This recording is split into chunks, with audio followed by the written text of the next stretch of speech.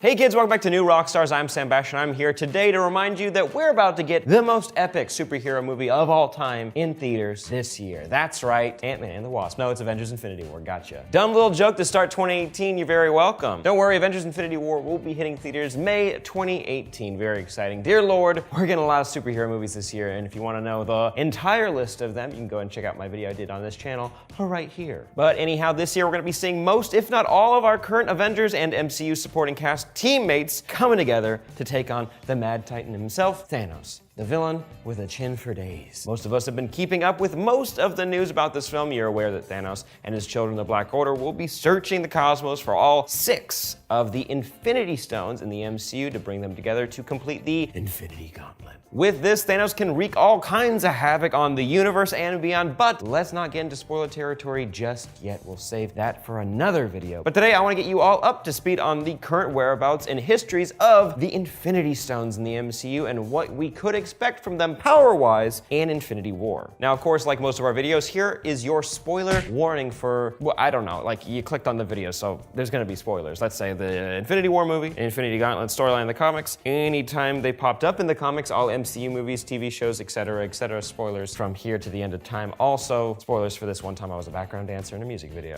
Got my girls feeling sexy and fine. You're welcome, let's get started. Let's kick this off with what are the Infinity Stones? Well, in Guardians of the Galaxy Volume 1, we hear the Collector say this. For creation itself, there were 6 singularities. Then the universe exploded into existence, and the remnants of these systems were forged into concentrated ingots. Ooh, it is quite spooky. Taking that and applying it to the comic book explanation of the Infinity Gems, which is their comic accurate name, but before that they were Soul Gems, then Infinity Gems, and now Infinity Stones. Anyways, with all that, we're able to understand that these are aspects of our universe expressed as these stones. Make sense? Whatever. And those elements of our universe are space, time, soul, mind, power, and reality. Sure, if you were to break down what makes up a universe in the real world, this list would be a little bit different, but hey, comic books. Actually, in the most recent Guardians of the Galaxy comic, which I recommend you reading, they describe our universe as a simulation and the stones as the source code of said simulation. Pretty cool, and explains if someone were to get their hands on the source code of the universe, they could do some serious damage. Like if someone had their hands on the time stone, they could possibly rewrite all of time in an instant. Or if they had the space stone, they could just rip a hole in the fabric of the universe and everything could just plunge into nothingness. Being that these are the embodiment of these pieces of the universe, these stones are extremely powerful when wielded by a living being, which we've seen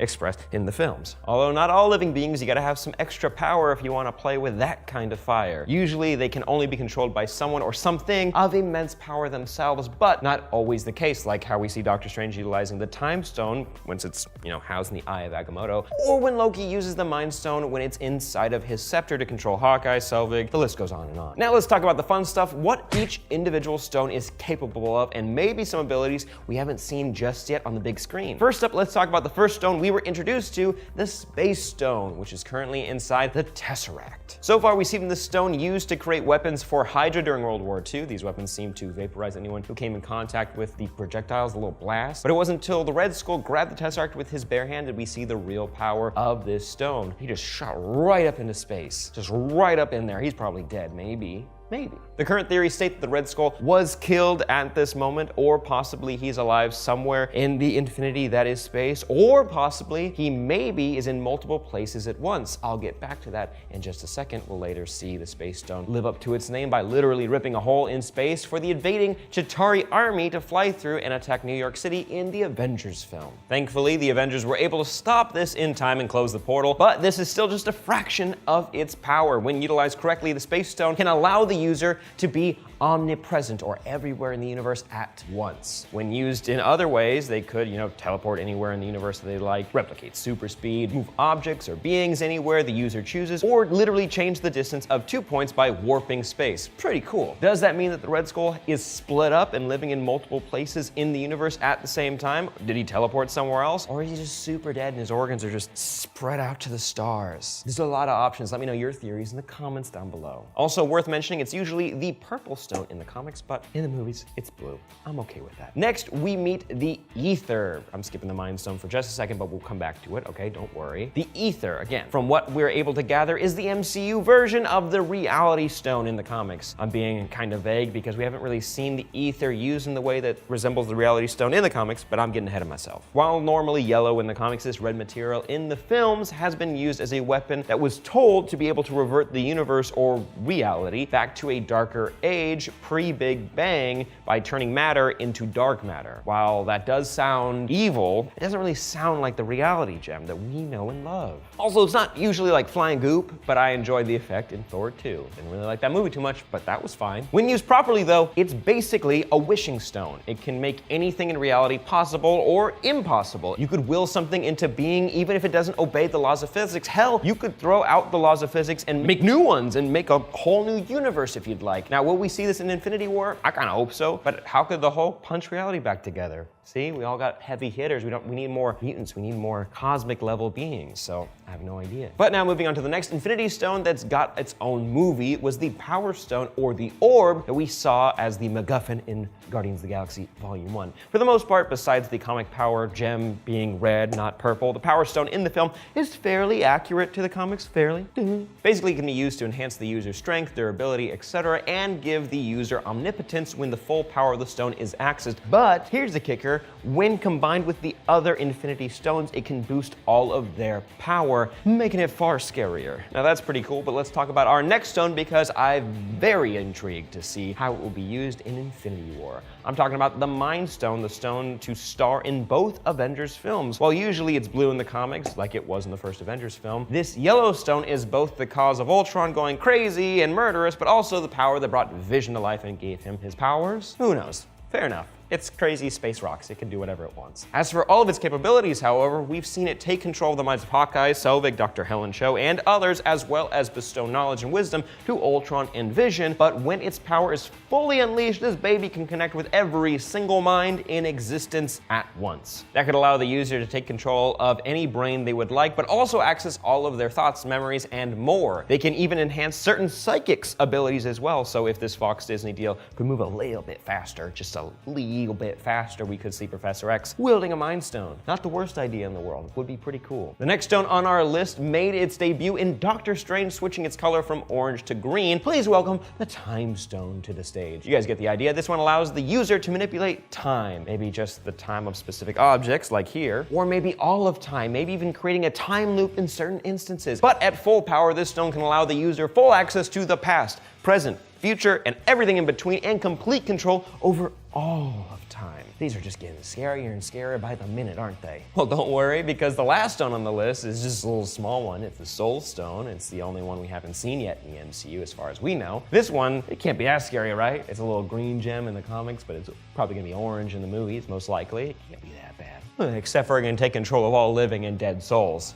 If you wanted to. It can corrupt them and change them. Basically have control over all life in the universe. That might be the most terrifying one. But good news, it can also act as a gateway to a little pocket dimension where souls can live, like a little heaven. That's pretty fun if you ask me. So there you go, that's what the Avengers and the Guardians of the Galaxy are up against in Infinity War. Sure, they did a pretty good job at fighting off a few of these stones one at a time, barely. But all together, that's gonna be a pretty scary scenario. I'm very excited to see it on the big screen. But really quick, let's talk about where these stones are now and where they have been. Where did they come from? Also, if you want an awesome visual history of the MCU, which I recommend you check out, our friend Eric and New Rockstars put together this awesome video. Click it, check it out. Anyways, pre-Big Bang, these stones were systems floating around in the cosmos, and then they were concentrated into stones after the explosion, creating our universe. Following that, we gathered that the Celestials, like Esson the Searcher that we saw in Guardians Volume 1, used the Power Stone and possibly more stones to pass judgment on whole civilizations, wiping out entire planets if they so choose in just a few seconds. Oh no, that's scary. Following that, we see the Ether, aka the Reality Stone, floating around doing its thing. Malekith the Dark Elf, the guy we saw in Thor 2, was planning to use this to revert all 9 realms back to pre-Big Bang darkness, but was thwarted by the Asgardians and Bor, and the Ether was stored away for safekeeping somewhere that nobody knew. But anyways, this is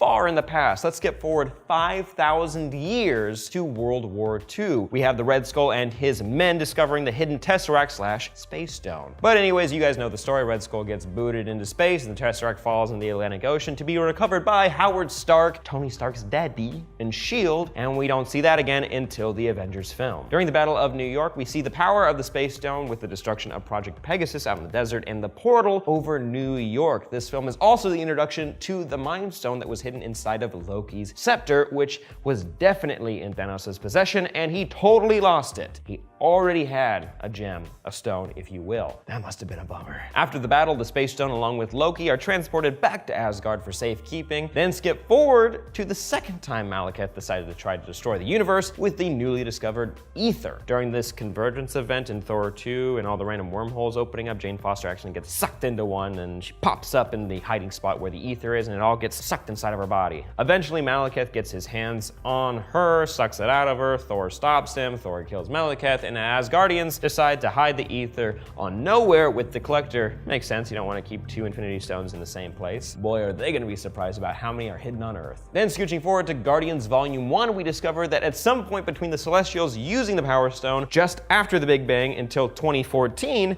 the Power Stone was hidden away in an orb on the planet Morag. The Ravengers and Yondu get word of this, but Peter Quill steals that intel, runs to Morag before they can get there, just in time to steal it, right as our favorite Thanos goons show up, Ronan the Accuser and his pals. You know the story, Ronan gets the stone, threatens to kill Xandar, the Guardians stop him, the stone is safely stored by the Nova Corps in a vault on Xandar. Scooching back to Earth, we find out that Hydra got their hands on Loki's staff following the first Avengers movie, and they've been using the Mind Stone to unlock abilities in certain individuals, specifically Quicksilver and Scarlet Witch. Eventually that stone is used to make Ultron, then used to make Vision to stop Ultron, and now resides in Vision's forehead to make laser beams and make him fly and walk through walls. You know, brain powers. I know fans of Vision will explain his abilities in the comments, and I've looked up on it, but just from the point of view of the movies, it doesn't quite make sense. Next up, we discover that the sorcerers and magic folk of Earth have been safeguarding the Time Stone for quite some time. Hidden safely within the Eye of Agamotto, Doctor Strange is able to use it to defeat Dormammu, Caecilius, and return the world back to working order. After the conflict, he returns the Eye and the Time Stone back onto its little pedestal for safekeeping. Bam, that's it so far. We thought we'd finally find the location of the Soul Stone in Ragnarok, seeing as how Hela is the goddess of death, and it makes sense that she'd use this stone to feed off people's souls and power once she killed them. But all we got was a tease of Loki possibly taking the Tesseract from Asgard before it exploded, and that being confirmed in the Infinity War trailer when he hands it over to Thanos or one of his Black Order. That's it though, we don't know where the Soul Stone is, or do we? Before we get to that, though, let's do a quick rundown. Space Stone, it's on that Asgardian getaway ship. Mind Stone, it's in Vision's pink forehead. Time Stone, it's inside that eye on the shelf. Power Stone, it's inside a vault on an alien world. And the Ether, aka the Reality Stone, is in Nowhere. Sure, the Collector's home kind of exploded during Guardians Volume 1, but I'm sure that probably didn't destroy Infinity Stone. Am I right? Am I right? Am I right? The last question we're left with is, where's the Soul Stone? Well, kids, I got three theories. One, Thanos already has it, and we just don't know it. As far as the stones we saw in the trailer, we can confirm that he gets the Space and Power Stones within this movie, but we can't see his thumb, which does hold a stone. And based on the teaser we saw a couple of years ago for Infinity War, it looks like a perfect place to store an orange one, aka the Soul Stone. And sure, you could point out that all the colors of the stones in that teaser don't line up with the trailer that we just got, but there's a chance that the Soul Stone could already be on his thumb since we can't see it in that shot where he's dropping the stones into place. It's an option, that's all I'm saying. But here's theory two. What if we don't see it in Avengers Infinity War? There's a chance that as a way to hold off between the third Avengers film and Avengers 4, the Avengers are able to hide the Soul Stone from Thanos before he's able to get to it. Maybe they send it off-world, or maybe to another dimension thanks to Doctor Strange. But this might explain the two separate Avengers films, or at least have some story to connect them. Again, this is just an option, but theory 3 is my personal favorite. I'm thinking that Wakanda is secretly holding on to a Soul Stone. I know this is a pretty popular theory on the internet right now, and it would explain why there's such a huge fight outside of Wakanda in the Infinity War trailer. Most likely, Wakanda has been using the Soul Stone as a way to commune with the dead, which is why the Black Panther is also called the King of the Dead. I think we actually see a hint of the previously mentioned Pocket Soul dimension in the Black Panther trailer. Remember that clip where T'Challa is walking into a field with a purple sky, and there's a bunch of panthers sitting on a tree, and their eyes are glowing, feeling like he's communing with the spirits of previous Black Panthers in a realm of of the dead. Maybe that's what Killmonger wants to use to take control of the world. It does make sense. He'd be very effective. He'd take control of every single living thing on a planet. Oh boy, that's scary. But what do you guys think? This is going to be one of the most epic movies to date, and I can't wait to see what they do with the Infinity Stones. Let me know your thoughts and theories on the Soul Stones' whereabouts and Infinity War in general in the comments down below. But before you do that, give this video a like, check out our full MCU timeline video, it's very good, and subscribe to New Rockstars for more content. Also, make sure you tune in at the end of the week for our panel show. It's very fun. I think you guys will enjoy it. I'm Sam Basher on Twitter. Send me your MCU theories. I'd love to hear them, and I'll see you guys next time.